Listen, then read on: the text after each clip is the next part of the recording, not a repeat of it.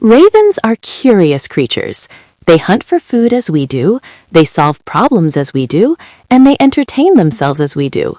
But some are unlike the others. Some just watch. They observe, they learn, they wait, sometimes for centuries, just to be human once more. I moved to Ísafjörður from London in August for a postgrad, being unsure of what I wanted in life, but knowing I would hang myself working at a 9-to-5 desk job. It's a small town in the Westfjords of Iceland that's so far hidden that even the ring road, which goes around most of the country's perimeter, was at least a 200-mile drive away. But it truly is the country's hidden gem. Being that far north, however, the sun never sets in the summer, so midnights are as bright as middays. But the winters are quite the opposite. I started guiding for a local tour company. Mostly I would be on the bus tours for cruise ship tourists. I would talk on the microphone as the driver took us all around the valleys and over the mountain passes, sometimes to Frida's farm to play with her sheep. My favorite tour was to the Dynjandi waterfall, where we would always pass by the Mjolkárvirkjun hydroelectric power station, run entirely by waterfalls.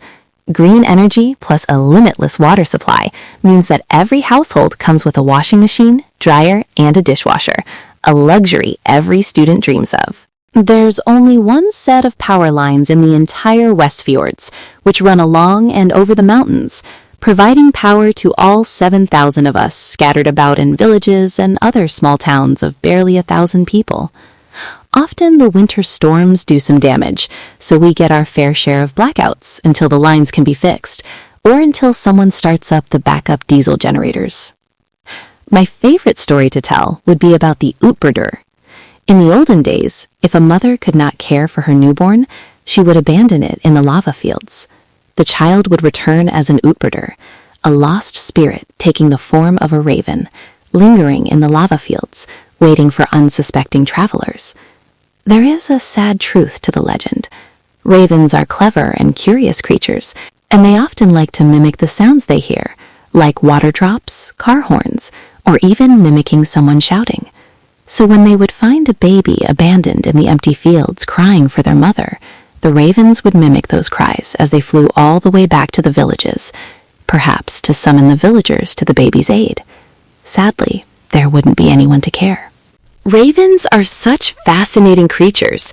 The thought of learning about these intelligent beings really excited me, so I wanted to study them for my final thesis, even despite my boss's ominous warning. "Beware of the ravens who watch," she said at the end of one of my tours she was shadowing.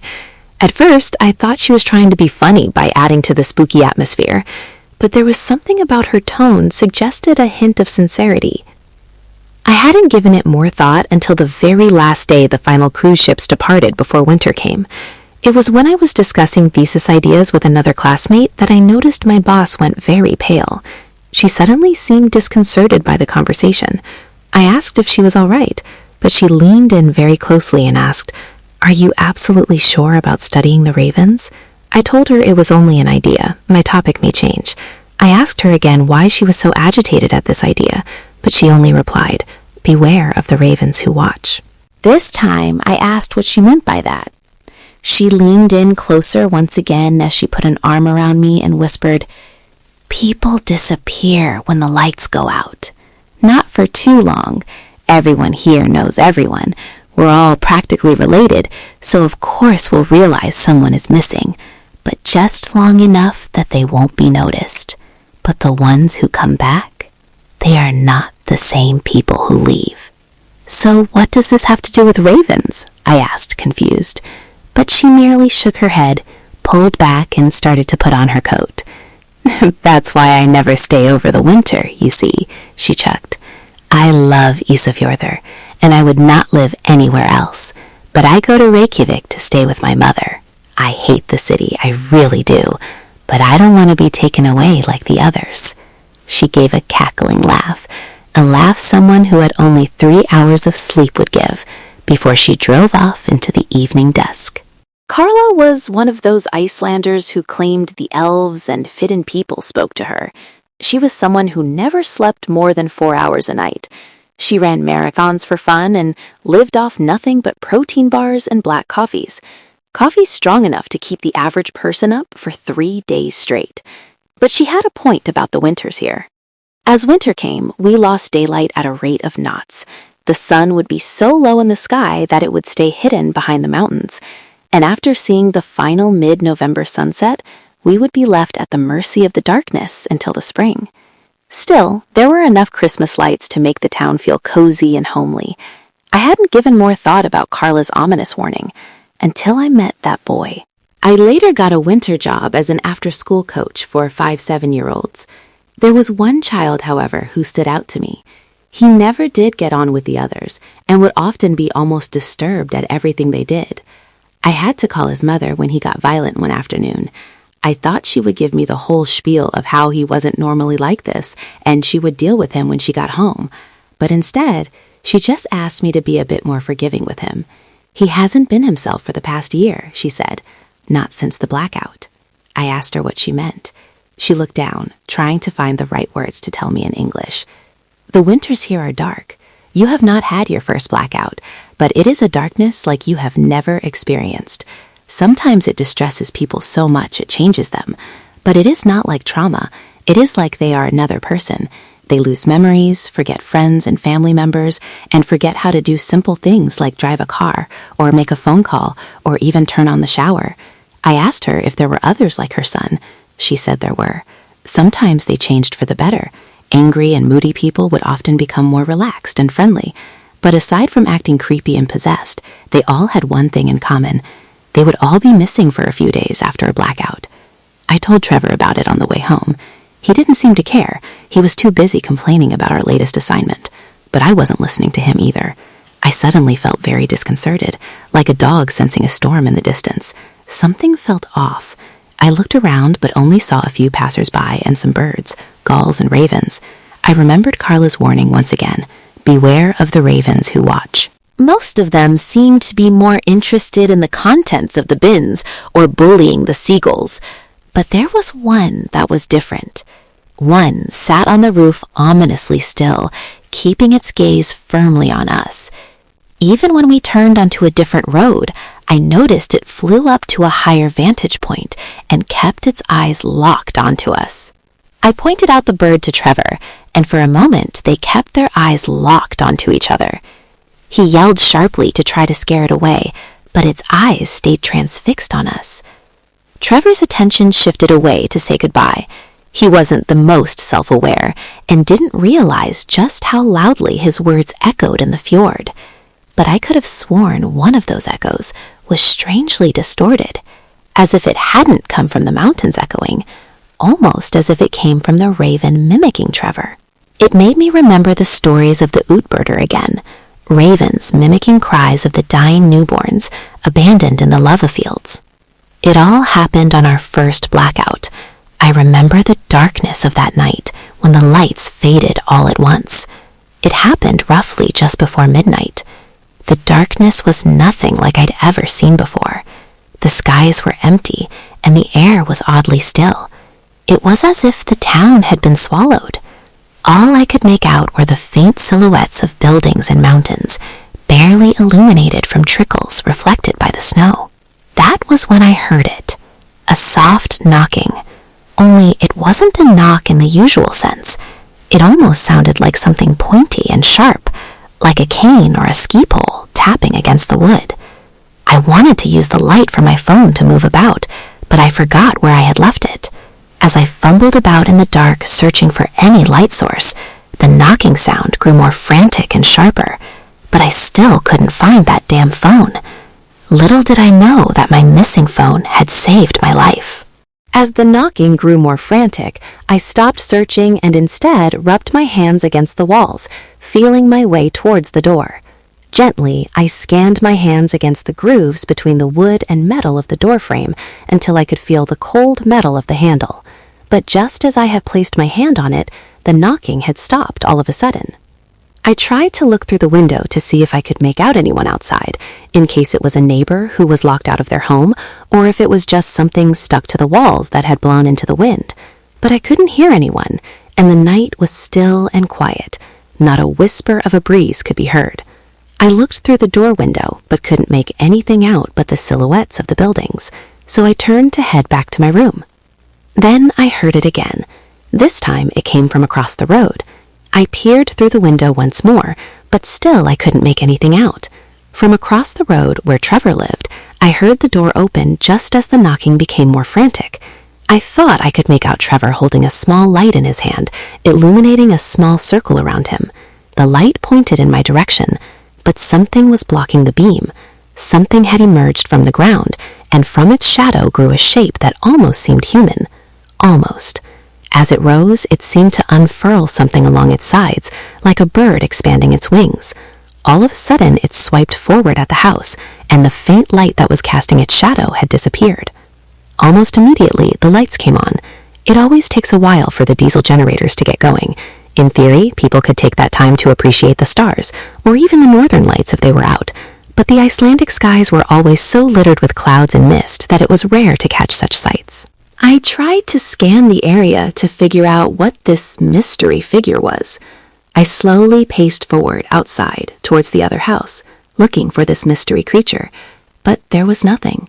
Strangely, though, Trevor's door was left open. I walked inside to investigate and was greeted by Trevor's housemates, but Trevor himself was nowhere to be seen. I thought he had gone on a midnight walk to enjoy the dark sky, but it was only as I left the house that I noticed something sticking out of the snow, a single black feather. Trevor didn't turn up to class the next day. We first thought that he was ill, but his room always seemed to be empty. After a few days, we considered telling someone. The lecturers, the police, mountain rescue, anyone who could shed any light on why he had just mysteriously disappeared.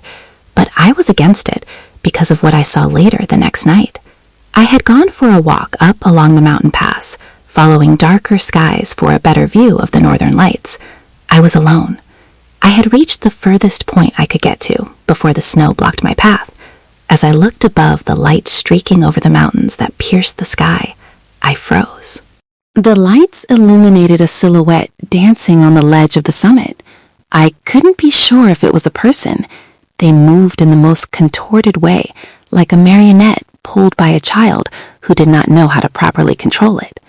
I watched it for what seemed like hours, trying to figure out if it was someone needing help or if it even was a person. I don't know if it was my desperation to try and find him, but the shape of the thing, I could have sworn it looked like Trevor. He is quite round, fat and stout, and he walks with a hunch on his neck from probably years of poor posture. That figure, the silhouette looks so much like him that I was almost certain it was. But as I took a step forward, it suddenly froze, as if it could see me watching it from hundreds of meters below. That was when it dropped back and suddenly disappeared. 4 days after the blackout, Trevor finally reappeared, but he seemed like an entirely different person. The bubbly, annoying, and loud man we all knew was now morbidly quiet and distant. We tried to ask him where he was, but all he would say in response was, "I had to figure myself out first." What was stranger was his accent. Trevor was from Texas, but now he had this strange Icelandic accent. He was even struggling with his English.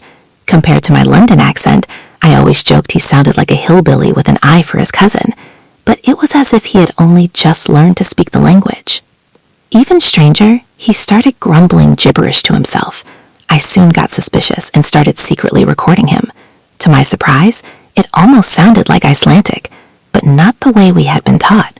It was so grumbled I could barely make out what he was saying. I finally found someone to help me translate. I'm glad I did. If I hadn't, well, I don't know what would have happened to me. Frida would sometimes invite me to her farmhouse for dinner, even long after the tourist season had ended.